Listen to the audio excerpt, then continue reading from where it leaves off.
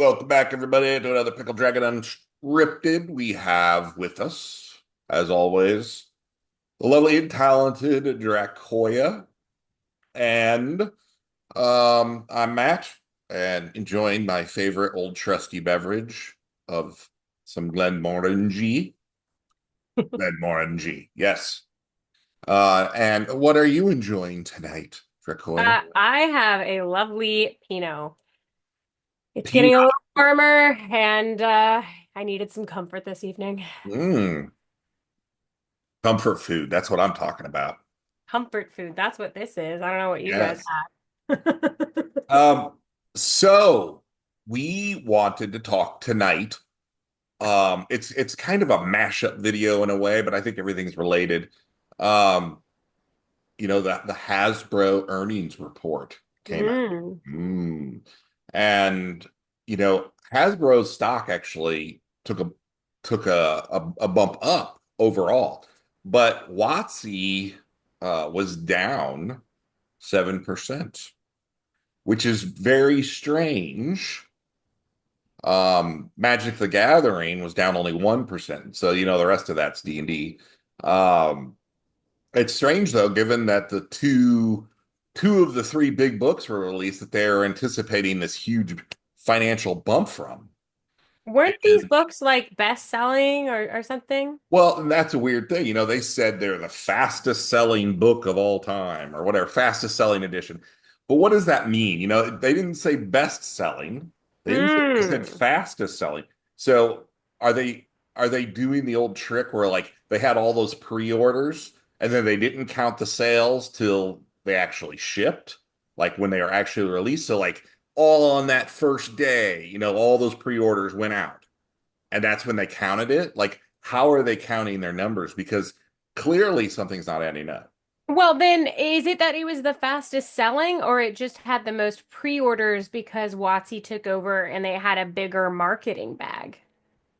I don't know, but it doesn't seem to be having the financial bump that they had hoped for. I mean, That is so strange because with the AI writing and pictures, I mean, I just really thought that magical orcs with tacos and sombreros were like a selling point, right, well, guys? I was down. Who doesn't like tacos? But Orcs. yes. But it's something that we've speculated a number of times, and we've thought, it just doesn't feel like the book is selling very well.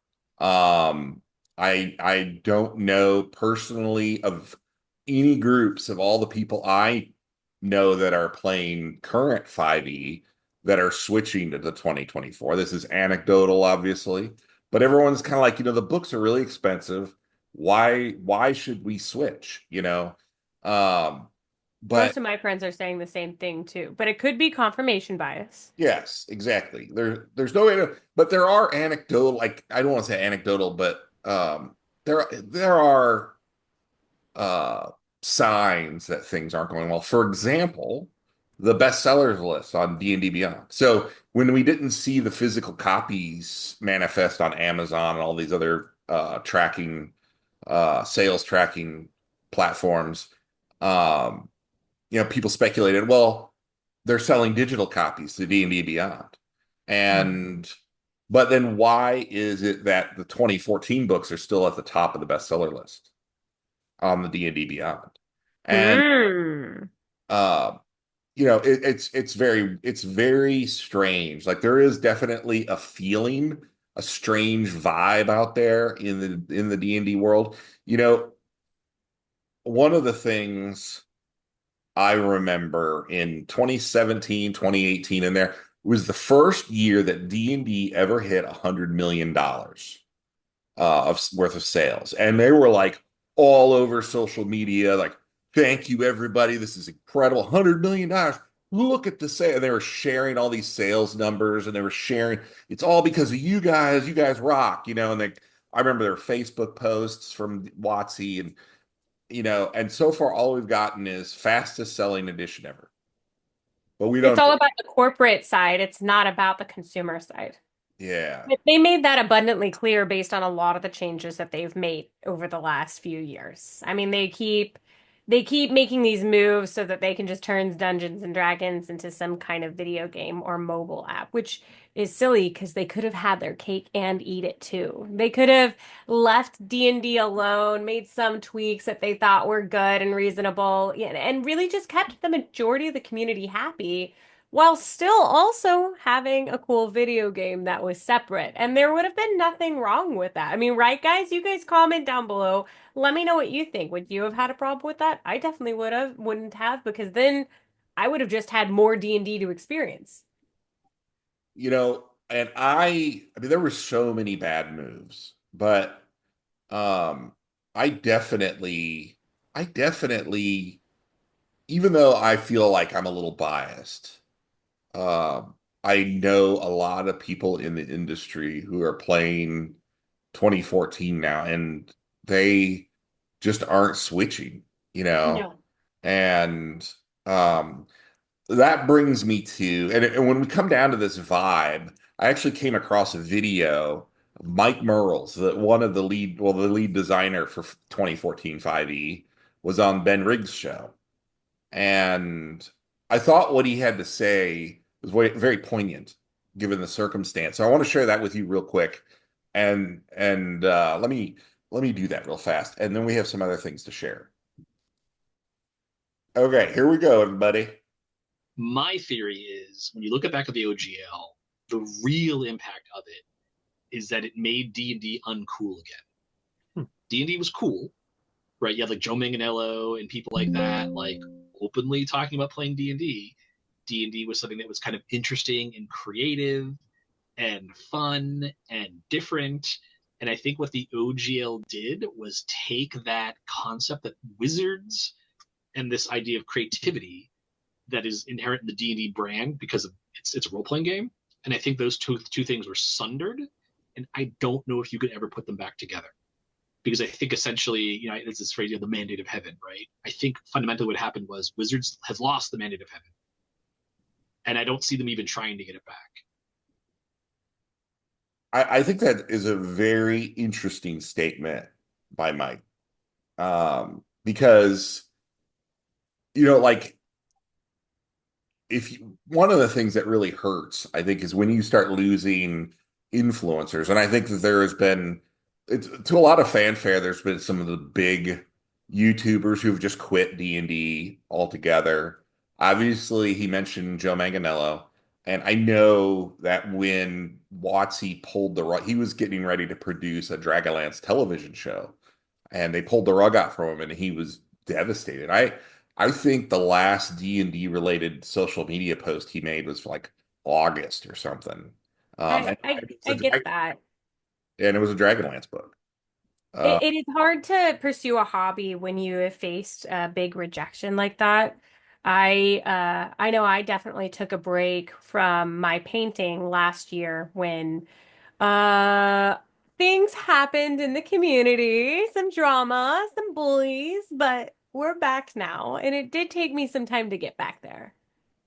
and they love, like I've heard a number of times from WotC that there are 19 million accounts on D&D Beyond.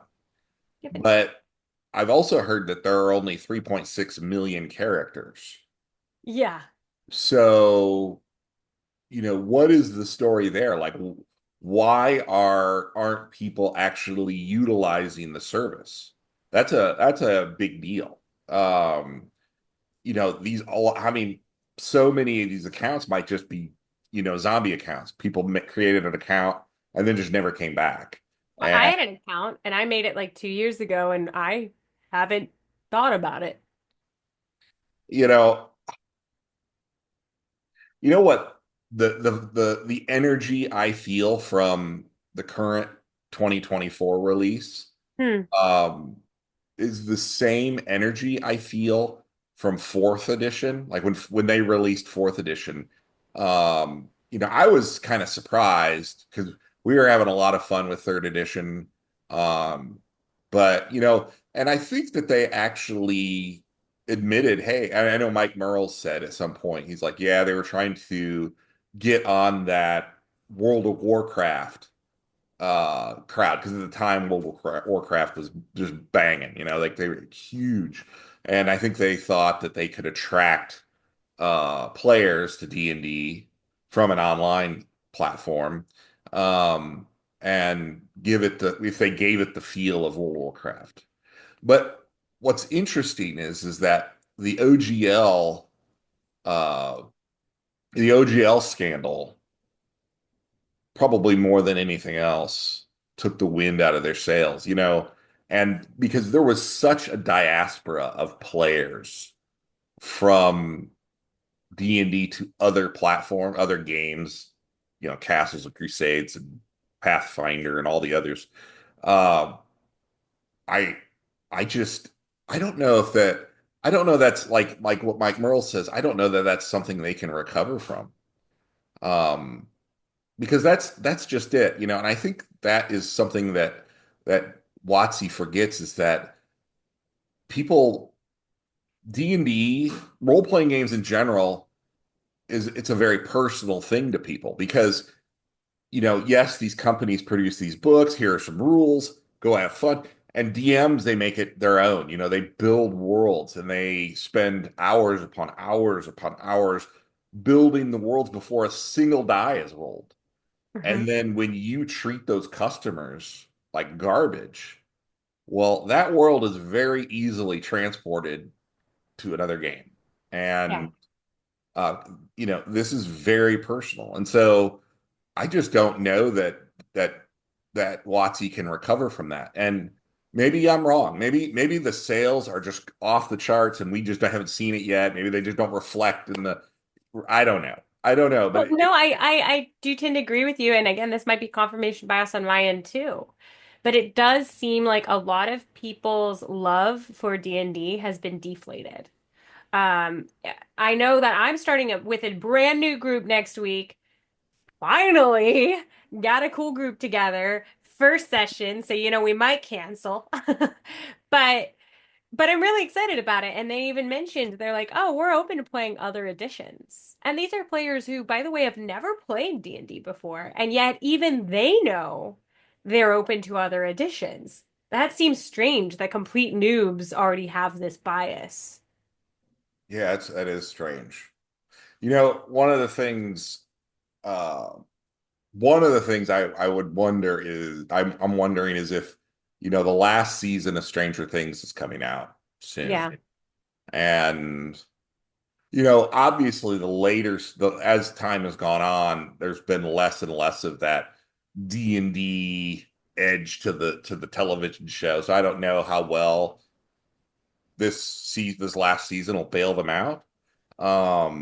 But I they do get a bump, but with every season, but it's there's been a lot of damage done to the brand. Um, and so the last thing I really have to share also comes from Mike Merles, and it came on the heels of the earnings report. Mike Merles made some statements. I'm just going to read them to you guys here real fast.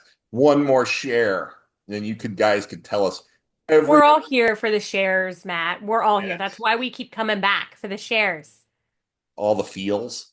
the feels and the shares. All right, here we Share go, your Mike. feelings. Comment down below. Yes, open up. Just share, and we'll all commiserate and feel better together. But anyway, so looking at Hasbro's 2024 results, I think it might be the first time that D&D tabletop RPG revenue has decreased with the release of a new edition. And I think we talked about that earlier. How did that happen? It lines up with a lot of what I've seen in the marketplace. Fans just aren't excited. The OGL took the air out of the community around the game, and other than shaky claims of backwards compatibility, the game has almost gone out of its way to avoid answering a simple question: why buy this new edition? The audience is treating it like a new edition. Every TTRPG publisher relies on their backlist as a big part of their sales. backlist sales have crashed down. Meanwhile, the lack of energy in the community has dragged down new player acquisition. I think we'll see them pivot to more player-focused supplements and increased rate of releases, pivoting back to 3E model to cater to a shrinking fan base. During the third edition days, they were releasing like a book a month. I mean, it was nuts the rate that they were releasing material. And think it I was remember that. and there was a lot of player supplements, the complete series, for example. Yeah, I think we had like 6 or 7 books before my parents just told us that we gotta chill. I have everything third edition ever released, and it's a gigantic bow on my bookcases. But in any It is case, pretty impressive. the big picture, TTRPGs are growing as fast as I can tell. I think we're entering an era where D&D is no longer the dominant cultural force in TTRPGs. It's kind of like where World of Warcraft is today. There's still a lot of people that play World of Warcraft, but there has been a diaspora to a number of different MMOs. And there's, you know, Pathfinder's big, but I know that lots of people are playing Castles and Crusades. Lots of people are playing Tales of the Valiant and all the other games out there. Shadow Dark is another pretty big one. I mean, Hmm. there is quite a lot of options now from companies who don't tell you that you are racist and don't tell you that you are a bad person if you make orcs bad. It's it's like Mike says here, the energy is very low right now.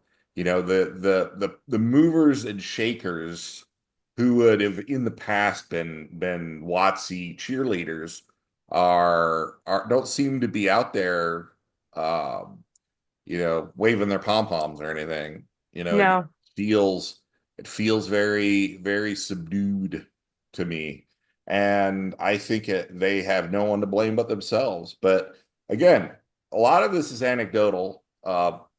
Mike here, he makes a good point about, they've just released the brand new edition. And I can remember last year, everyone was like, they're going to get a bump from the new edition, but then we'll see what happens after that. I don't think anyone put their money on the idea that they actually would have lost money, after the release of 2 out of the 3 books. Right? Crazy talk. That is crazy talk. That does seem nuts. Especially the player's handbook is usually the biggest seller. Hmm. I don't know. I think it's crazy. But you guys got to tell us what you think, because this is like, I think this looks very dire. Again, I would wager that WotC's making some money, but I remember a few years ago, the whole reason for the push to the VTT, for the push to the microtransactions and telling everyone how under monetized D&D was because Hasbro wanted to focus only on billion-dollar brands. They had their Monopoly Go, they had their Magic Gathering. They wanted D&D to become a billion-dollar brand, and it's way off right now. Yeah, And but when's the last time anybody played Monopoly? Like, don't get me wrong, I love Monopoly. I do. But when's the last time I played it? well, we're talking Monopoly Go with all the microtransactions and stuff. That's where they turned Yeah. up money. Yeah. I never played Monopoly Go, I've so I never don't played Monopoly Go. yeah. So I don't have a frame of reference to that. Obviously, people have been playing it. But I just making that statement a few years ago, that's crazy talk. Like trying to push D&D to a billion-dollar brand, man, tall order. I guess we'll see what happens though. What do you think? Tell us. Comment, like, subscribe, give us your feedback down below. But Yes. as always, guys, come back and have another round on us. Woo.